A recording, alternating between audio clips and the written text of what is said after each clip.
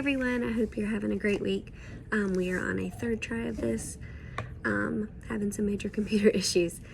So, in this week's hot seat, we have an employee who feels discriminated due to his sexual orientation, and is he correct in that assumption? I would definitely say yes, he is correct in that assumption. So Sil, the manager, calls the meeting to state that the purpose of the meeting is to get this project completed. It is important to note that Bob and Sil, Bob is the co-worker who does not like Daniel due to his sexual orientation, or so it seems that way. But they had met prior, and she starts off the meeting by discussing that she's not letting race, gender, sexual orientation influence any of her decisions, and that her workplace is again equal employment opportunity. And she goes ahead and discusses the decision that Bob and her had agreed on to proceed with the project by bringing in Ralph and Jennifer, and relieving Daniel of his duties on this project. Daniel feels that the manager, Sil, is letting that her personal opinions affect a working matter in a relationship, as he just wants to get the project done, as him and Bob have done plenty of times before.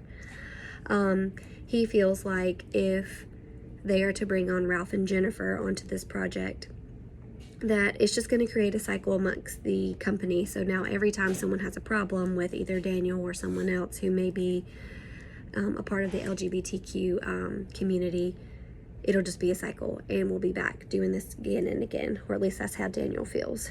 Something that I really struggle with is that, Sil uses the example to Daniel. Well, tell me that if you met, or how would you feel if you met with someone who you did not like, and I force you to work with them day after day, even after you've come to me? And I just don't feel like that was an appropriate response or an appropriate example for Sil to use in the situation between Bob and Daniel. So clearly it's an issue of Bob not liking Daniel due to his sexual orientation. And Sil and Bob have come up with this solution, and Daniel is just now hearing about it, and that's a problem for him as he feels discriminated. Even in Sil's afterward, after their meeting, she discussed that Daniel does have a point, knowing that Bob isn't going to keep his mouth shut after this meeting, that it is going to be a cycle, and she feels that they need to focus on getting the job completed, which they can do, but she says she feels that it's hard to get the job done and focus on those personal issues. She does agree that it would be a good idea for Bob to receive some counseling or sensitivity training to be more accepting. And I agree with those things, but I also agree that Daniel is being discriminated due to his sexual orientation. And using some of the supplemental resources, one of the ones I used was the Human Rights Campaign, or the Equality Act. So they strive to end discrimination against LGBTQ plus community and create equality and fairness for all. And something I found really interesting was that this campaign had originally started in 1995. Now, we all know that the LGBTQ plus community has been around well before 1995, but with that being said, this is just when this campaign was founded. But even despite all the growth that we've had since 1995, our most marginalized individuals are still suffering from violence, discrimination, and fear every day. And that even is coming over into getting refused services, so like food, hair, maybe you're getting married, they don't want to make you a cake. They can deny you a loan, that you can get evicted from a home, and even refusing medical care, which that part is probably the most shocking to me.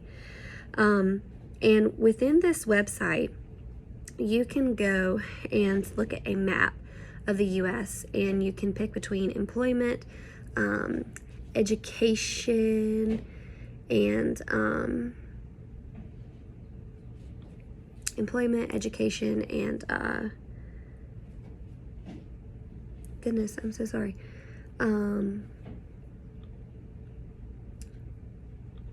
Here we go. Sorry about that, guys. So employment, housing, and education. And you can go on here and it will show you a map, and it will show you any states, if any, which there are plenty, that address discrimination or do not address discrimination within the areas of education, housing, and employment. And it's really interesting to see. This happens around us every day. So definitely take a look at that if you didn't. And additionally, I did a little more research and was looking at ways that we could be more inclusive and eliminate any discrimination in the workplace. And I found the Society for Human Resource Management. And there were a few ways that you can enhance or eliminate discrimination to the LGBTQ plus community. One of those was recruit purposefully. So showing potential candidates that you have inclusive practices from the very first encounter with your organization so that they know what they're coming into.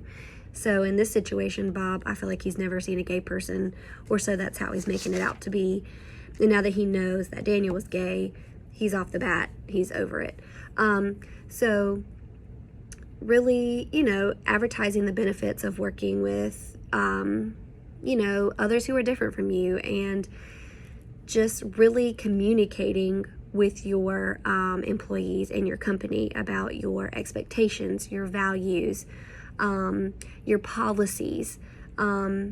These are all huge indicators of inclusiveness in the work environment.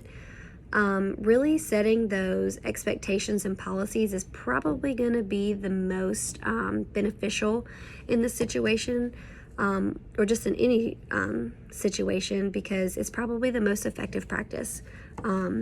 It's a part of your policy. It's a part of the expectations as an employee of your company. And then again, just really communicating with your employees. And I really feel like in this situation, Seal didn't communicate appropriately with Daniel. She met with Bob and she made a decision with Bob based off of Bob's opinion of Daniel and went with that.